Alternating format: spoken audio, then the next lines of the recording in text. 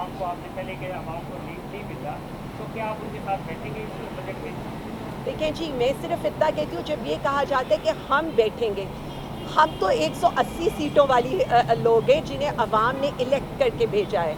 यहाँ पर तो 17 सीटों वाले और ये जो चीफ मिनिस्टर साहब हैं, ये तो खुद महज शराफत साहब से हारी हुई हैं। अगर ये धड़ल्ले से जाकर वज़ीर आला की कुर्सी पर, वज़ीर आज़म की कुर्सी पर बैठ सकते हैं, तो हम तो अवाम के वोटों पर आए हुए हैं, हम तो बैठेंगे भी, ऑपोजिशन का किरदार भी अदा करेंगे और इनको बताएंगे भी कि इन्होंने किस तरह से अवाम को लूटा है, किस तरह से इस मुल्क को तबाही के दहाने पर खड़ा किए।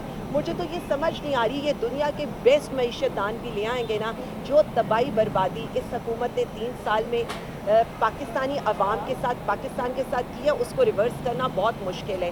एक वज़ीर आज़म था जो 6% की ग्रोथ लेकर आया था, एक वज़ीर आज़म था जो एक्सपोर्ट लेकर आया था, कारखाने खुल रहे थे, जॉब्स मिल रही थी, अवाम खत गुरबत से ऊपर जा रहे थे। यहाँ पर ये लोग हैं जो अवाम को लूट भी रहे हैं, गुरबत की चक्की में भी पीस रहे हैं, बेरोज़गार भी कर रहे हैं। आपके सामने है सारे हालात।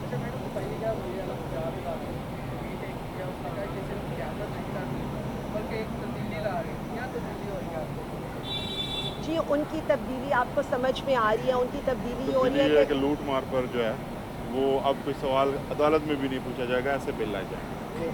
ये देखिए, तब्दीली है। ये तब्दीलियाँ, उसके बाद गली मोहल्ले के ऊपर आप पीटीआई के कारकुनों को पकड़ने के लिए गुंडा जो है बिल लेकर आएंगे। यही तब्दीली है कि हम आपसे कोई सवाल ना कर सकें। देखिए, आइन और कानून हमें इजाज़त देता है freedom of speech, freedom of expression, freedom of gathering की, लेकिन ये क्या कर रहे हैं हमारे साथ, ये तो कह रहे हैं कि इन्होंने, मतलब वो कूड़ेदान के ऊपर भी चीफ मिनिस्टर साहिबा की तस्वीर लगी हुई है और जो वहाँ के हमारे लोग हैं उनको ये कहा जाता है, जो उधर के वर्कर्स हैं, कि उस तस्वीर को भी साफ़ करना है। तो मैं इनसे ये कह रही हूँ कि जो कालक अवाम के मैंडेट को चोरी करके, अवाम को बदहाल करके इन्होंने अपने मुँह पर मली है, उसको कौन साफ़ करेगा।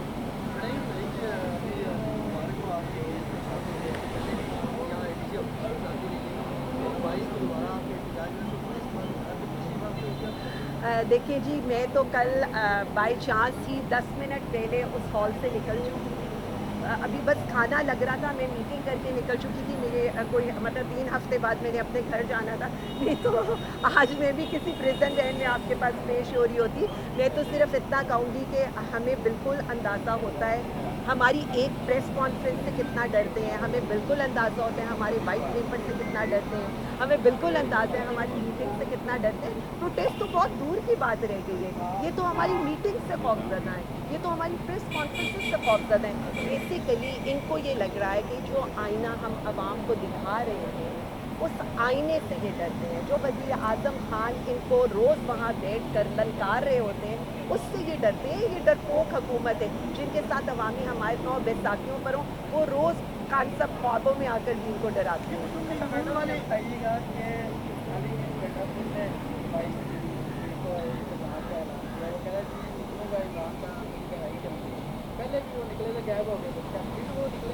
26 नवंबर को वहीं खड़े रहे हैं। देखिए, मैं सिर्फ इतना कह सकती हूँ कि जो 26 नवंबर को फसाइयत हमारे लोगों के साथ हुई है और जिस तरह से अंधेरे में गोलियां मारी गई हैं, मुझे सिर्फ इतना बता दें, उसके बाद तो किसी का कुछ कहना बनता ही नहीं है।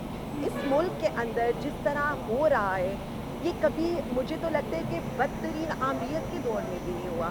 तो एक बंदे को हम ये, वो आते हैं और वो एक उन पे एक सूबे की ज़िम्मेदारी भी है और मेरा ये ख़्याल है कि हमें अब, हम ये चाह रहे हैं कि तंज़ीम को और सूबे को अलग रखा जाए। वज़ीर आला साहब अपने सूबे के लिए काम भी कर रहे हैं और मैं ये कहती हूँ कि उनको इस चीज़ का क्रेडिट भी देना चाहिए कि वो मल्टीपल फ्रंट्स पर लड़ रहे हैं। मैम, ये बताइएगा कि अली